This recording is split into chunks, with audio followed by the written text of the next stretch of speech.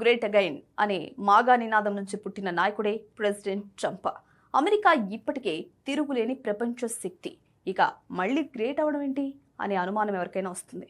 కానీ అసలు లక్ష్యం శ్వేత జాతీయులకు మళ్ళీ తిరుగులేని ఆధిపత్యం కట్టబెట్టడం.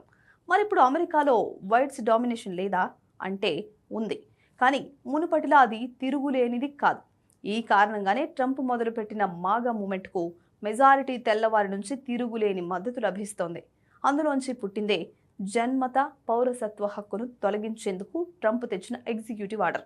బర్త్ రైట్ సిటిజన్షిప్ హక్కు కొనసాగితే శ్వేత జాతీయుల ఆధిపత్యం క్రమంగా తగ్గుతుందనేది కనిపిస్తున్న ఒక వాస్తవం. గత 25 ఏళ్లలో అమెరికా జనాభా స్వరూపంలో భారీ మార్పులు వచ్చాయి. 1990లలో అమెరికా జనాభాలో 75% ఉన్న శ్వేత జాతీయుల శాతం ఇప్పుడు 58% పడిపోయింది.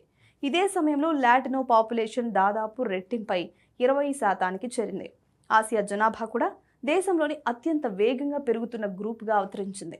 యుఎస్ సెన్సెస్ బ్యూరో అంచనాల ప్రకారం భవిష్యత్తులో మరిన్ని కీలక మార్పులు రానున్నాయి. 2045 నాటికి అమెరికాలో శ్వేత జాతీయుల జనాభా 50% దిగువకు పడిపోతుందని అంచనా.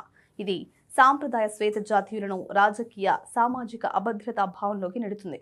వలసొచ్చిన హిస్పానిక్స్, ఆసియన్లు, ఆఫ్రికన్ల కుటుంబాలలో జనన రేటు శ్వేత జాతీయుల కంటే చాలా ఎక్కువ. దీనివల్ల ప్రతి ఏటా పౌరసత్వం పొందుతున్న కొత్త తరం పిల్లల్లో వైట్స్ కాని వారి సంఖ్య ఎక్కువ. ఈ పిల్లలు 18 ఏళ్లకు రాగానే ఓటింగ్ హక్కు పొందుతారు. ఇది అమెరికా ఎన్నికల సరళిని పూర్తిగా మార్చేస్తుంది. భవిష్యత్తులో డెమోక్రాట్లకు ఇది రాజకీయంగా లాభిస్తుంది అనేది ట్రంప్ పార్టీ అయిన రిపబ్లికన్ల అంచనా. అందుకే ట్రంప్ జన్మతః పౌరసత్వ హక్కును తీవ్రంగా వ్యతిరేకిస్తున్నారు. మాగా ప్రధాన లక్ష్యం అమెరికాలో తెల్లవారి పొలిటికల్, కల్చరల్ డామినేషన్ని కాపాడమే. వలసలను ఆపడం ద్వారా తెల్ల ఓటర్ల ప్రాధాన్యత తగ్గకుండా చూడాలనేది వారి ప్లాన్. ట్రంప్ మద్దతుదారులు దీనిని వర్ణ వివక్ష కోణంలో చూడరు.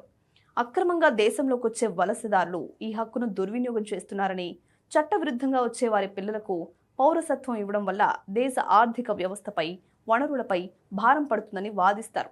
ఇక ఆధిపత్యం అంతమవడం అంటే శ్వేత జాతీయులు పూర్తిగా వెనకబడిపోతారని కాదు.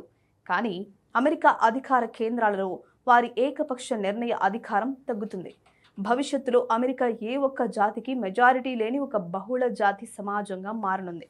ఈ మార్పు పాత సాంప్రదాయ అమెరికా శ్వేత జాతి ప్రాధాన్యతను దెబ్బతీస్తుందనే ఆందోళనే ట్రంప్, ఆయన మద్దతుదారుల కఠిన నిర్ణయాలకు అసలు కారణం.